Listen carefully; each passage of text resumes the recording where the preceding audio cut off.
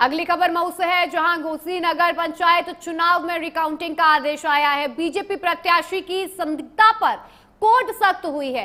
17 मई को होगी दोबारा वोटों की गिनती। फास्ट ट्रैक कोर्ट ने सुनाया है बड़ा फैसला।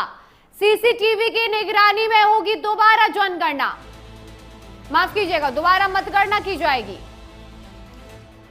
निर्दल प्रत्याशी की याचिका पर कोर्ट का एक्शन देखने को मिलेगा। उत्तर प्रदेश के मऊ जनपद से इस वक्त की बड़ी खबर सामने आ रही है, जहां घोसी नगर पंचायत चुनाव के नतीजों पर फास्ट ट्रैक कोर्ट ने अपना फैसला सुनाया है। अदालत ने वर्तमान अध्यक्ष और बीजेपी प्रत्याशी मुन्ना प्रसाद गुप्ता के चुनाव को संदिग्ध मानते हुए दोबारा मतगणना के आदेश दिए हैं। निर्दल प्रत्याशी वसीम द्वारा दाखिल याचिका पर सुनवाई करते हुए कोर्ट ने 17 मई को सर्वोदय इंटर कॉलेज में रिकाउंटिंग तय की है। ये पूरी प्रक्रिया सीसीटीवी और भारी पुलिस बल की मौजूदगी में संपन्न होगी, ताकि मतगणना में पूरी तरीके से पारदर्शिता बनी रहे।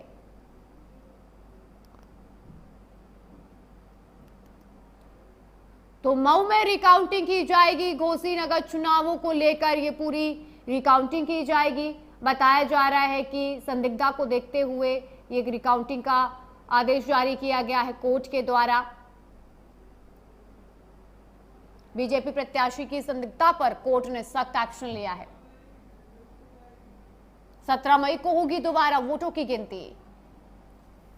वहीं इस खबर पर ज्यादा जानकारी देने के लिए हमारे संवाददाता अजय गुप्ता हमारे साथ मऊ से जुड़े हुए हैं। अजय, क्या पूरी जानकारी है? एक बार फिर से रिकाउंटिंग की बात सामने आई है। कोर्ट ने आदेश दिया है कि 17 मई को घोसी नगर पंचायत चुनाव की रिकाउंटिंग की जाएगी।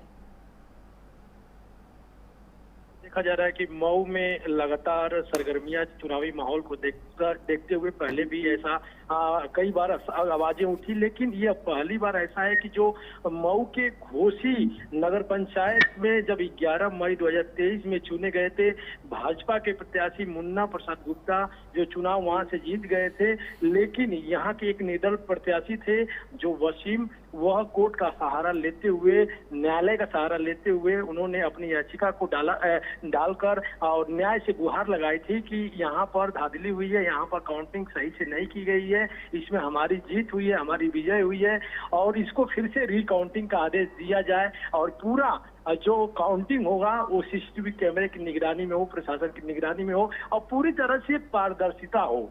इसको देखते हुए कोर्ट में वो अपना याचिका दायर किए थे और जिसके बाद से कोर्ट ने यह फैसला लेते हुए 17 मई को वहां पर एक इंटर कॉलेज है, जो सर्वोदय इंटर कॉलेज है घोसी में, वहां पर रिकाउंटिंग की घोषणा की है। ये कहीं ना कहीं ये देखा जा रहा है कि निर्दल प्रत्याशी जो सत्ता में नहीं रहते हुए भी बीजेपी के जो मुन्ना प्रसाद गुप्ता हैं, जो वहां के चेयरमैन घोषित किए गए थे, कहीं ना कहीं ये सत्ता दल में यह चर्चा का विषय बना हुआ है कि आखिर यह ऐसा खेल हो गया कि फिर से यहाँ पर रिकाउंटिंग की घोषणा की जा रही है। अजय, किस तरीके की अनियमितताएं सामने आई हैं ताकि फिर से रिकाउंटिंग कराई जा सके? क्यों ये सवाल खड़ा हुआ है? क्या इससे पहले भी ऐसी कुछ प्रक्रिया हुई है, ऐसा कुछ सामने आया है प्रकरण? जी टिंकर, यहाँ पर एक पहले से जब रिकाउंटिंग की बात किया जा रहा था 11 मई को, जहाँ पर बीजेपी के मुन्ना प्रसाद गुप्ता इस घोसी पंचायत से चुने गए थे, तो उस दिन भी काउंटिंग के दिन, मतगणना के दिन यह आवाजें उठाई गई थी निर्दल प्रत्याशी की तरफ से, वसीम की तरफ से, लेकिन यह बात ना प्रशासन सुनी ना शासन के लोगों ने सुना। उसके बाद से इन्होंने कोर्ट का सहारा लिया और सीधा कहा कि हमारी विजय हो रही है, हम निर्दल प्रत्याशी हैं, हम लोगों के सेवक हैं, लोगों ने हमको वोट दिया है, मुझे भरोसा है इसका काउंटिंग फिर से की जाए। कहीं ना कहीं ये धांधली हुई है, तो इसको देखते हुए कोर्ट ने यह पूरा फैसला उनके पक्ष में रखा है और फिर से 17 मई को घोसी नगर पंचायत का जो काउंटिंग है, बिल्कुल अजय, रिकाउंटिंग की जाएगी। 17 मई को देखना होगा कि क्या परिणाम सामने आते हैं, क्या सेम परिणाम रहेंगे या कुछ अदला बदली सामने आएगी। आपका बहुत बहुत शुक्रिया हमारे साथ जुड़ने के लिए।